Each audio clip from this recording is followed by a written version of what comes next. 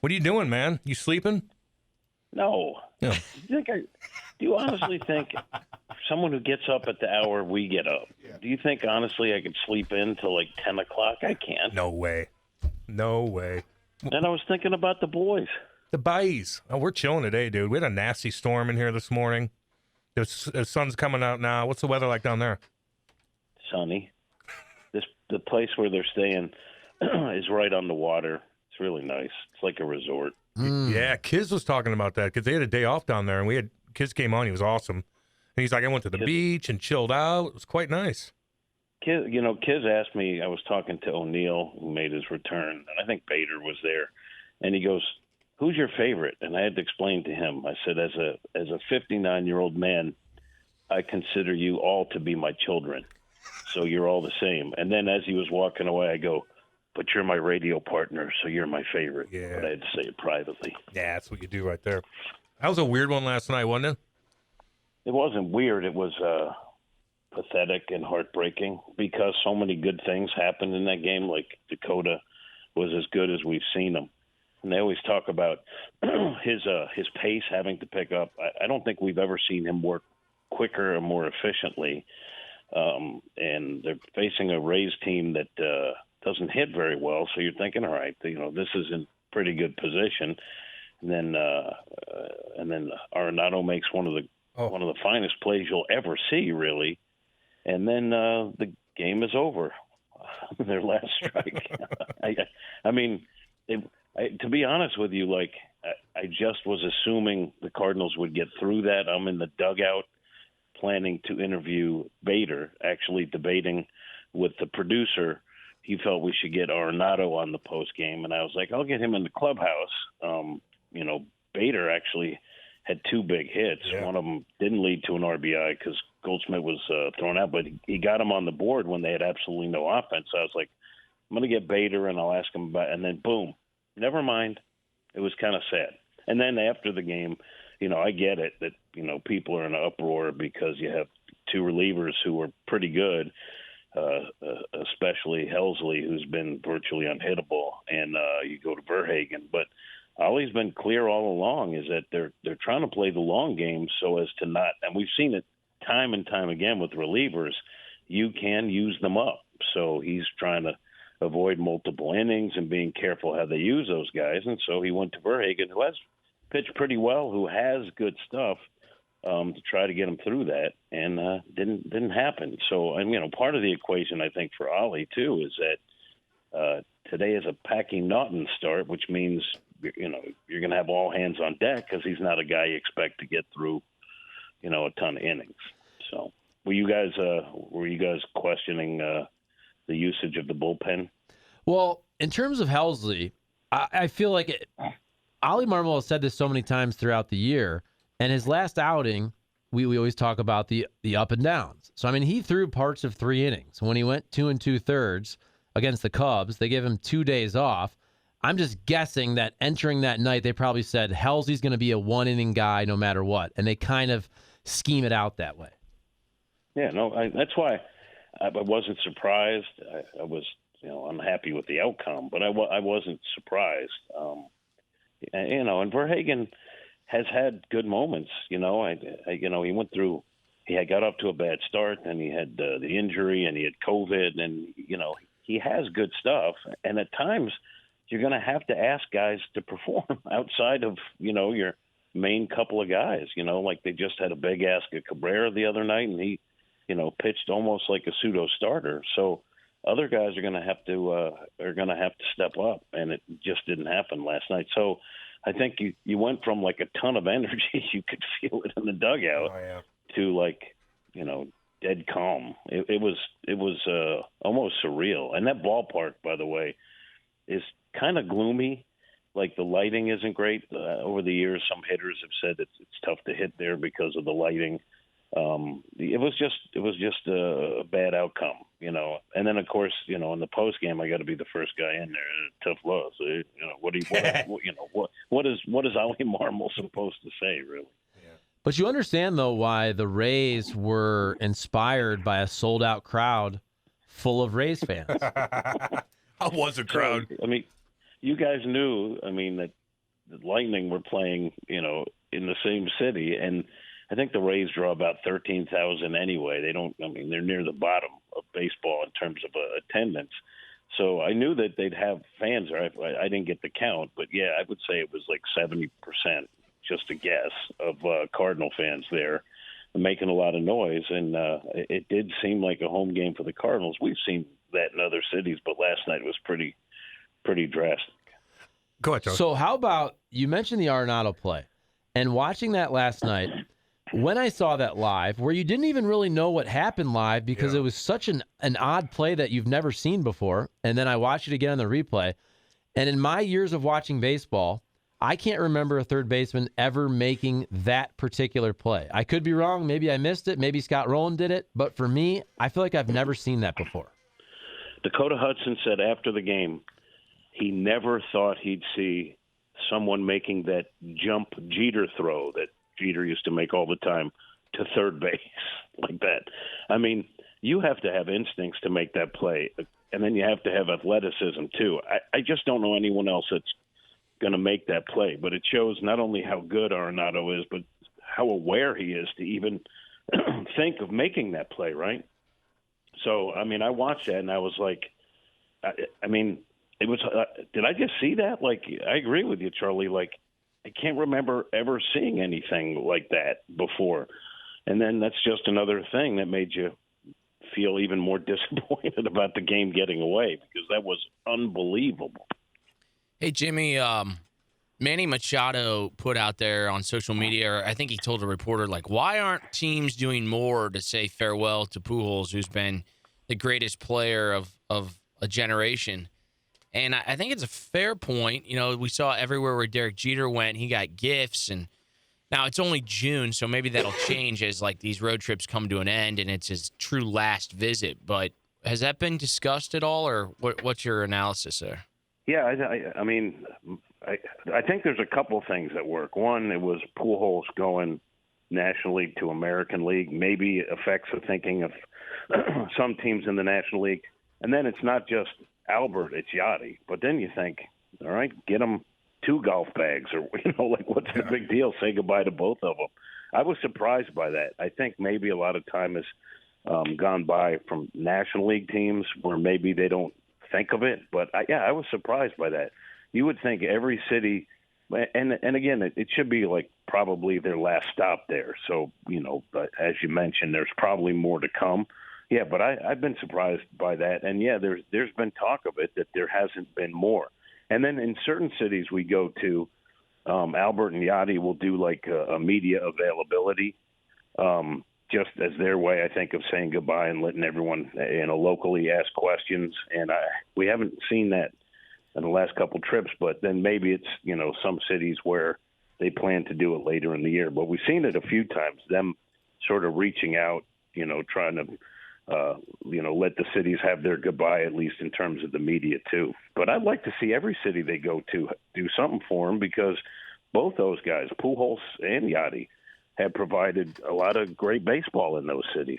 Wait, so Jeter would go on so every single city Jeter went to on his farewell tour, they hooked him up with something and made a big deal out of it? Mm-hmm. Yeah, they give him something. I don't remember, but there was always sort of some sort of event or some sort of recognition of his career in each city. When a great player, a Hall of Fame type player, calls it quits after a long period of time, they usually put something together to send them off. And we haven't seen it so far, but again, it's early in the season. I kind of suspect that we'll see a lot of that in the second half as the Cardinals go to those cities again. How did our boy Bro Neal do last night? Pretty cool to see him back. I think he got a couple hits last night. How do you look at the play? Yeah, well, as he put a couple knocks. Yeah.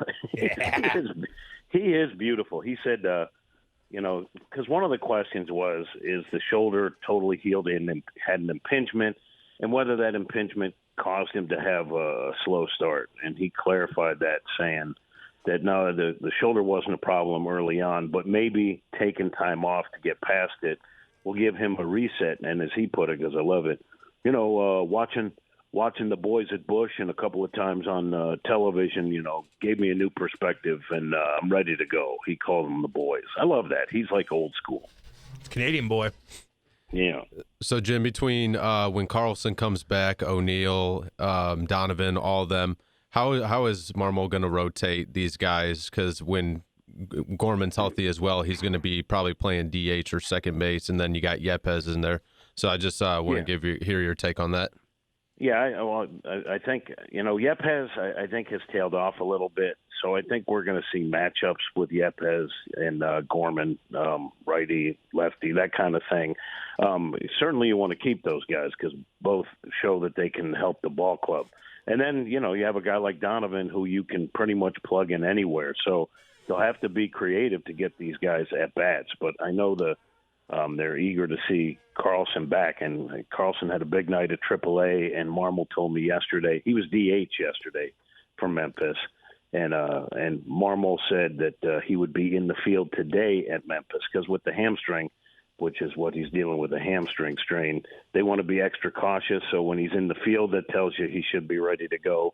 And then they said after tonight they'll just evaluate how he recovers and everything and make a plan. My sense is he'll play today, and then he'll be back, and then they're going to have to shuffle things again. But they want to get those guys back, all of them, even though the young guys have been really, really good. And a guy like Donovan, it's funny to me. I was just noticing, like they'll change, and they'll bring in the right-hander for this, it's left, whatever. Donovan stays in there. They just move him around because they want to keep that bat in there, and he can play pretty much anywhere. That's what I find very interesting. Is here we have Nolan Gorman, the first-round pick, the bonus baby, all the homers. Yeah. And they're already, and I get it, but they're already playing a platoon situation with him and Brendan Donovan, the guy who was very much under the radar, is just in every single game. It's because one, he can play anywhere, and then two, it's kind of like baseball nerd stuff, but you watch his at-bats, and sometimes it's cliche, 8-pitcher. That was a tough at-bat, even though he made an out. But you watch Donovan, and it could be he's facing like a veteran pitcher with a resume, and he works that guy.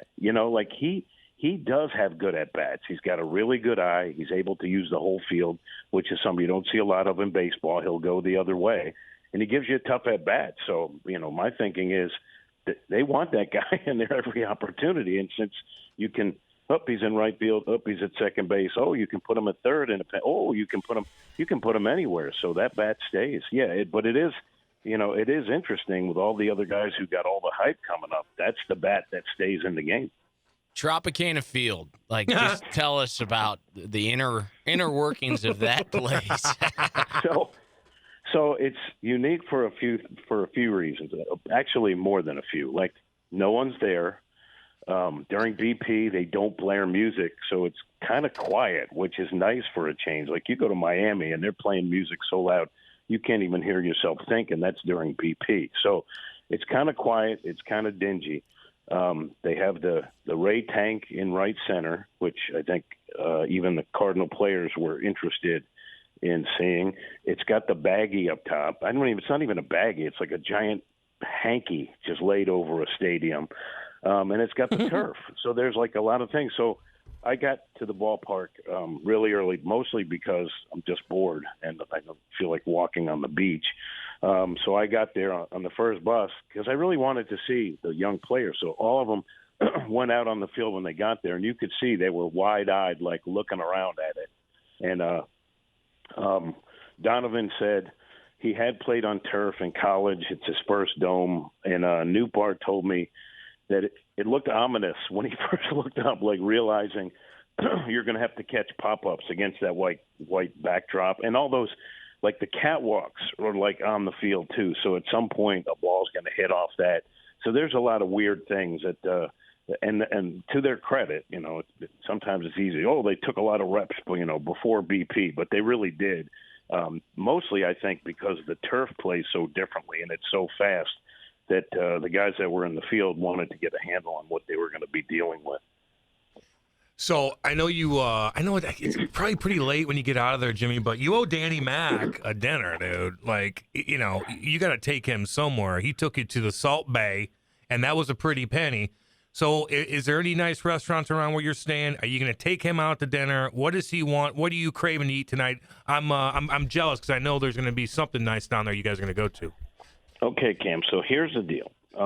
If there's an off day or an afternoon game, like with a night game the next day, it's all about situation. So I wasn't there at Wrigley, and I wasn't here for the off day. I flew in on the off day to get here. So after the game, no one's looking to get to dinner after, a late game, and then especially with the day game tomorrow. Oh, yeah. So, I got to pick my spots. But, yes, I will take care of Danny. I haven't even ventured outside the hotel yet. Oh, yeah. Just got here yesterday, and I'm working. And it's a business trip for me, Cam. But I will let you in. I'm going to let you guys in on a little secret. I'll probably regret doing this. Nice.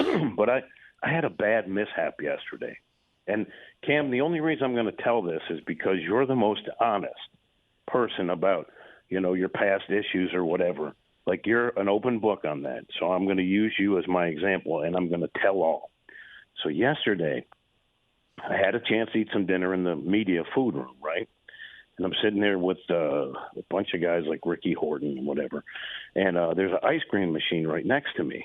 And so I went and got some ice cream, and I noticed, like, the pump – was too powerful, and it was like shooting ice cream out, like it almost overflowed your cup as soon as you pulled the lever.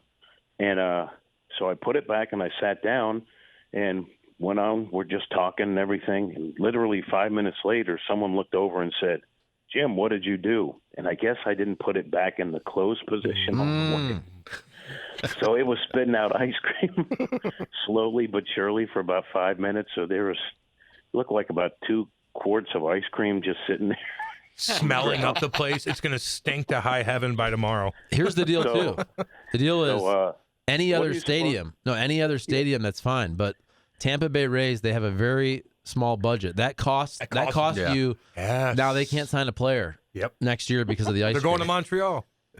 So, but it was sitting there. And then, what do you do? Like, do you stand up and announce it was me? No, I think what you're supposed to do is finish your ice cream, get rid of your ice cream cup, and remove any evidence that might tie you to the crime, right? Because no one noticed it. Like, it wasn't like something that jumped out until someone went to have ice cream and realized there's 2 quarts of ice cream sitting there, on the side of the machine and the floor. And by that time, if I ditch my cup, I could just seem outraged like everyone else that someone could do that. They're going to send you a bill, Jimmy. No, here's the thing. So then the radio guys told Danny, and everyone's like, "Hey, they're really mad at you because of what you did." And I was like, "Okay, sure they are." Like, do you really think, like, I believe that they tracked it down to me? Of course they didn't. But we'll see. Someone might snitch on me from my own crew, and then I'll have some explaining to do. But I wanted to share that I single-handedly broke the ice cream machine at Trop Field. And that's probably the one thing that people are excited for when they go watch a game there. And now the one thing is broken because of you, and it smells like warm ice cream in that place. Okay, but no, I mean, it was only sitting out for like 20 minutes. I didn't think it created a smell, Kim. I think you're overdoing it. I'm overdoing it. But was it bad on my part? Yes. Should I have? I don't know how you even take responsibility. Do you go and find like a maintenance guy and say, "Hey, I left the spigot open"? Or do you just go about your business and pretend that it was horrific and you don't know who did it? I think the latter is the move. So that was the course. How do you not put weight on going to those places? They got candy everywhere. They got sodas everywhere. They got ice cream machines everywhere. You're walking past it. You're up there all the damn time. Like, all you do is eat. Well, I mean, it's not like I'm svelte. I don't know if I'm not svelte. You're bad. But I will say that if you ever followed me around, Cam, I'm up and down. I'm walking nonstop. Yeah. It ain't like I'm just sitting there, eating the ice cream. And here's the other thing too. And Cam, this is what, if you were there, you would be like, this isn't a good situation. So sometimes I'm in the camera well down on the field, and in the older stadiums, they don't have a separate entrance and exit to get to the camera well. So you have to go on the field. And at this stadium, I have to go past the dugout and through the dugout exit to get anywhere. So there are times you're like, I could go to the bathroom right now, but I'm gonna have to wait an inning and a half. Like you're trapped there. So sometimes it's not the most fun in the world. When my small bladder, oh God, yeah. Oh my God, I could picture that right now, just stuck waiting. And there's not a ton of room. So like apparently the grounds crew has to stand between certain innings, like in that camera well. So you like got a break on your head. You got like a giant grounds crew worker with his elbow on your side. Trust me, there's nothing glamorous about it. So yes, we get to have a nice media meal. Sometimes you break the ice cream machine, and sometimes you're there for an awful walk-off by the Rays. Yeah, that was a weird one, man. That was a weird one. God almighty. Well, Jimmy, I appreciate you calling in. And by the way, our boy Patty scored a big-time goal last night, man. Again. They're going to go. Yeah, they're going to New York, and they're going to beat New York Rangers, dude. They're going to go to the Stanley Cup again. I'm saying it right now, Jimmy. It's pretty great. And if there had been any Tampa fans at the game last night, you might have known that watching the Rays game. But since it was all Cardinal fans, no one really gave it any notice. That's something, man. No fans there. God almighty, that's brutal. Brutal. All right, Jimmy, go do your thing, All right, brother. boys. We'll be watching. We'll be Thanks, watching. buddy. Bye, Jim. See you, Jim. See you. Bye. Jimmy doing his thing.